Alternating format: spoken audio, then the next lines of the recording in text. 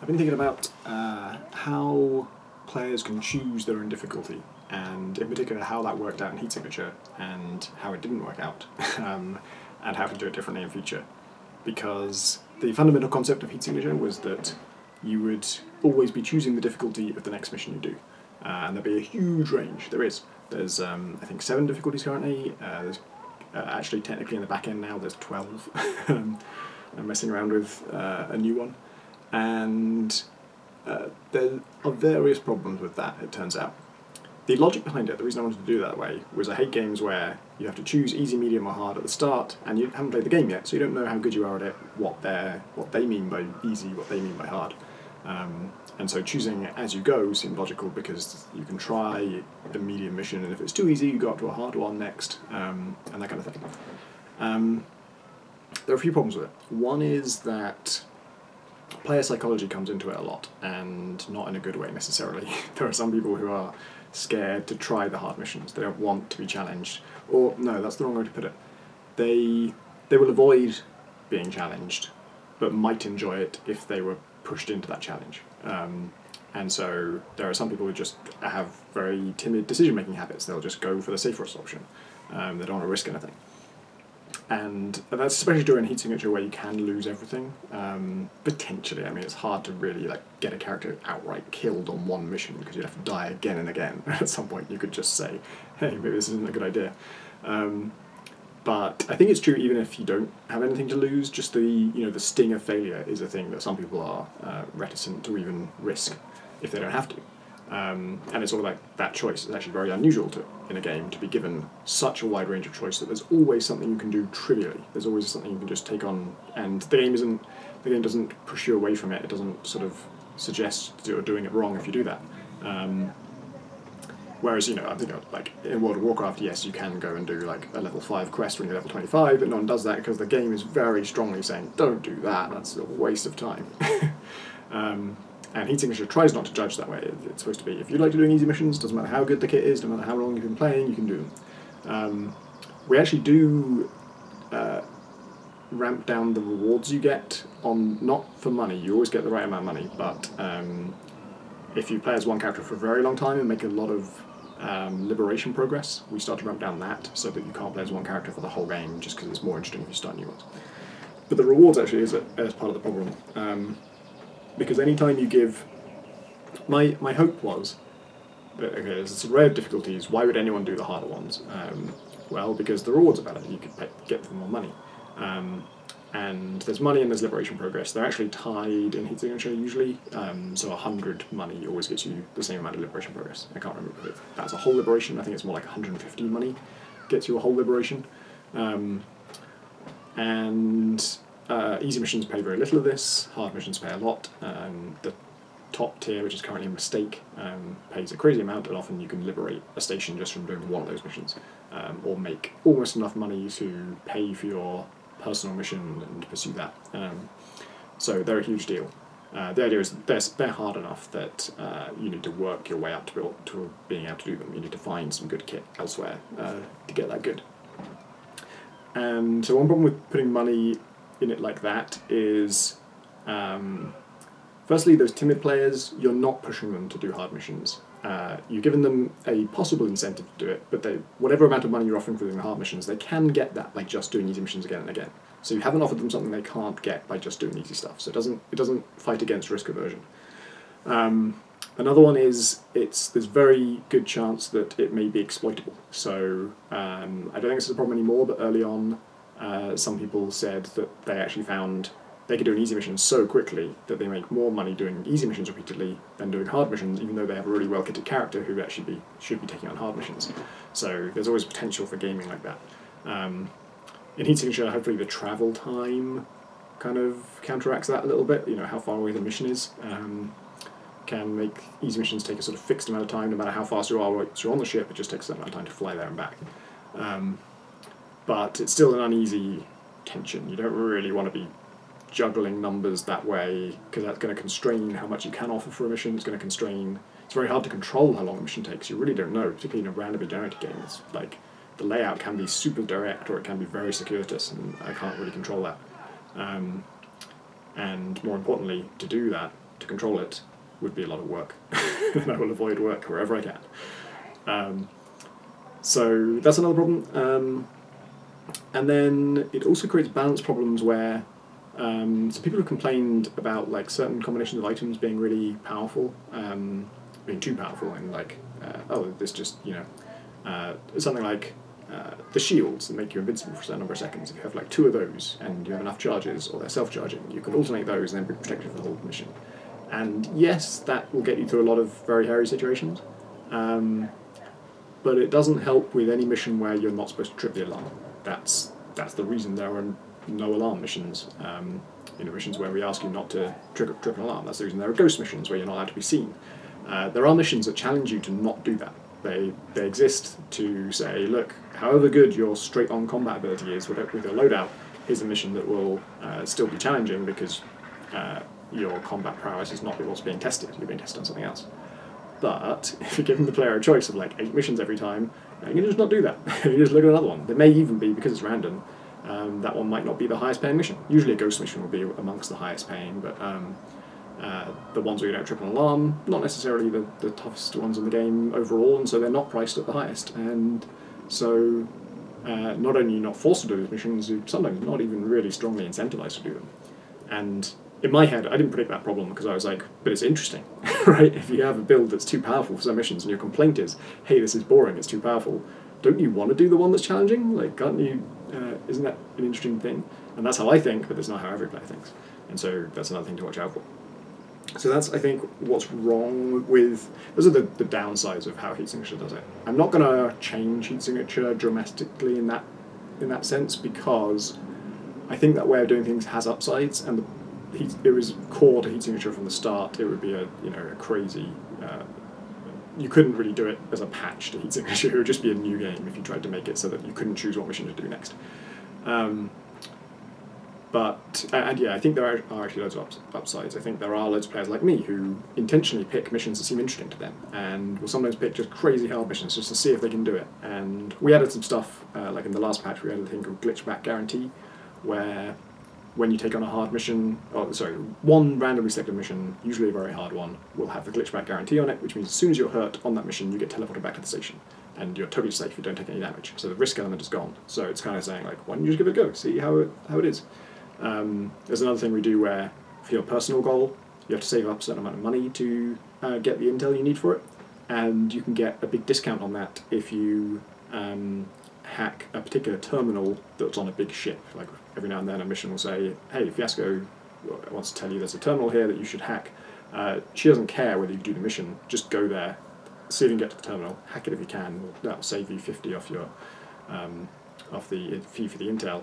And if you can do the mission, then great, you'll get paid for that as well. But it's a kind of low commitment thing. It's like, why don't you just go and look at this mission, see how you find it. And my hope is that, like, either it'll be kind of interesting to be out of your depth for a while and try and get to this one terminal. Sometimes it's quite near the entrance, so it's not that hard to get to it, and you just sort of glimpse the terrifying thing that you're not ready to take on.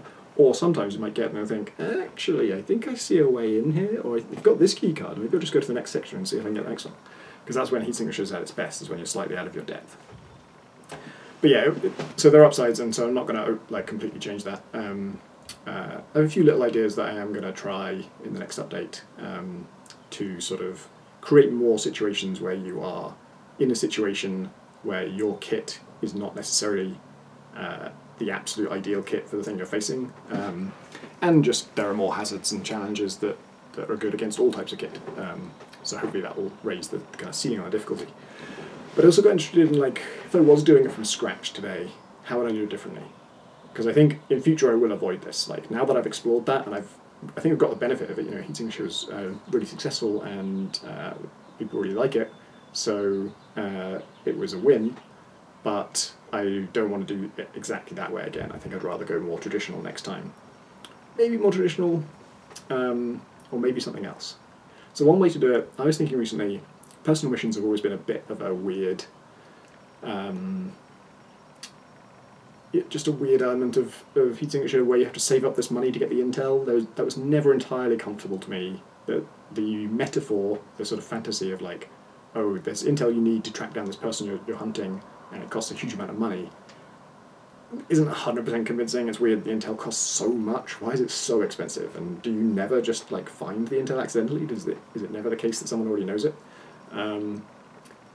And the reason it was in there is that just I wanted you to play the game for a while and build up towards doing this climactic mission. And I actually wanted you to be gearing up for it as well, seeing what hazards, once you've got the money and you pay for the intel, you know where you're going. Now you see, oh god, they're all shielded, I don't have anything that's good against shields, I need to invest in that. I need to go and either keep searching for good loot, or if I can buy it, then I'll save up and buy a really good crash beam or something. So that's why it's in there, but the objective for that was like, okay, you're building up towards this thing, but the way you build up towards it has to be you just play the game. Just play the game as you normally would. And that's why it depends on money, because money is...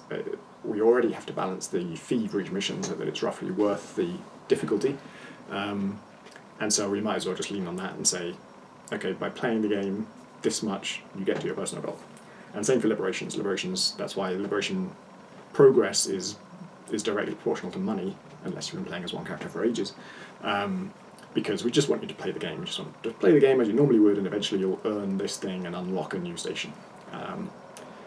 And that's good, but it does mean that now those things share the same flaw as the mission choosing system, which is that you can choose the ones that are easy for you. Your certain player psychologies will want to stick to doing many, many, many very easy missions very safely in order to ultimately earn the same reward as doing a few risky, interesting missions. And now, I think maybe an interesting alternate route would have been if every character had their personal mission was actually a string of missions, and it was just like 8 of them or something, one after the other, and they were... I did consider this, but I stopped because I couldn't really think of how they related to each other and how they logically led to each other, and so it isn't something I could have pivoted towards right at the end of Heat Signature. But I was doing it from the start. It would be interesting to figure out if every character just sort of came with this package of missions. There's these 8 things they've got to do, and they start easy and they get hard, and sometimes it'll be too difficult to do the next one, and you might need to go and get some extra equipment or something. I think that would check the box of pushing you to do missions that you're not best equipped for yet. I don't know by what means you can go off and get other equipment, whether you can do other missions. That's something that would have to be figured out. Maybe you can't. But it would be good... they could be kind of a themed pack of missions as well, so like instead of there being just the occasional mission where you can't set off any alarms, this character, for all of their missions, can't set off any alarms, or they're supposed to minimise them. And things like that. It would also be interesting... Another thing I thought of was it would be kind of interesting if all missions, instead of paying you money, just gave you a particular item, and it's random what item it gives you. It's roughly, maybe it's proportional so that the harder missions give you better items, maybe it's not totally, because you don't want a situation where people who are already finding the game too easy also get great kit and then find the game even easier. It's a snowballing system, and it's good to avoid those. But the reason I like that idea is it might push you to do a specific mission that you're not well equipped for, just because the item is so good. Like that mission, it's only a hard, it's not an audacious or a mistake, but it happens to be a don't set off any alarms mission, and I only get the item if I don't set off any alarms, and I've got these 2 shields that have been doing me really well, but now for me to get this other item I'm going to have to figure out a way to not trigger alarms, and gearing a build towards that would be kind of interesting. The other thing that, the traditional option would be just Heat Signature is 20 levels. You play the 20 levels, it's random what the levels are, and either you get to the last level and complete it, or you don't, and if you die at any point, or if you win, you get reset, and it's a different 20 levels that time. That's the traditional roguelike structure. That's kind of how something like Spelunky, or Slay the Spire, or games like that work. You have to do the levels, because there's just one at a time. They just come one after the other. Slay the Spire actually has a little bit of branching, but you don't really know what you're branching into, you don't know what enemy you'll face in each enemy node. So that's... I don't get excited about that, to be honest. It would fix several problems, but I'm not sorry I didn't go down that route. I would need something more interesting. I think that thing of like missions tied to items is more interesting. If that worked out, I'd be happy with that. And the other thing, for the Wizards game, I think I want the Wizards game to be a story-driven campaign of kind of maybe 6 hours-ish, where you just play through it, and like Gunpoint, I would want it to be balanced so that most people can play through it, nearly everyone. Gunpoint was not designed to ever make it difficult to progress. It was never meant to like sort the wheat from the chaff and make sure only really smart people can finish it. It was meant to meant to be easy to muddle through, but have lots of room for finesse if you wanted to try and do it without hurting anybody or wanted to try and do it without setting off alarms. That's the cool thing about kind of the immersive sim kind of free-form playstyle thing, is we have all these metrics that we can challenge you against, and Heat Signature has that too, and you can optimize for those, but we only encourage it on certain missions. And so for Wizards, I would like to do that again, where you can just get through the campaign pretty easily, and yes, loads of finesse metrics, loads of ways to sort of do the mission excellently, not just pass through it. But I'm also thinking maybe there should be standalone challenge missions that are just one-offs, and make those just be their own reward, or come with at best like a cosmetic reward, or just some kind of badge to say you've done it, because I want the people who want challenge to have something to do that's really challenging, but I don't want to reward them with something that's powerful, because then you get the snowballing problem again, where the people who are finding it easiest get something that makes the game easier. And it would be good, what I'd really like to do, I think I talked about this before actually, is the ideal would be if these standalone challenge missions were also kind of like tutorials that led you into interesting ideas and mechanics. They were all like handcrafted, and they would teach you how to use this new ability you've just unlocked, and then challenge you to use it in a more advanced way, and challenge you to use it in an even more advanced way, and then if you, the players who most want challenge have something really difficult to attempt. The players who are struggling get a tutorial to ease them into it, and maybe they can't do the hardest one yet, but then when they go back to the main campaign, suddenly they're like, oh wow, I found all these new interesting ways to use this ability. So that could be cool. But yeah, I think the principle of like, if you're going to have standalone challenge missions, and I think those are good, then make them be their own reward, or give them just a sort of honour reward rather than a material reward, because that's a better fit. I think that's probably all I want to say on this topic. That's what I've been thinking about.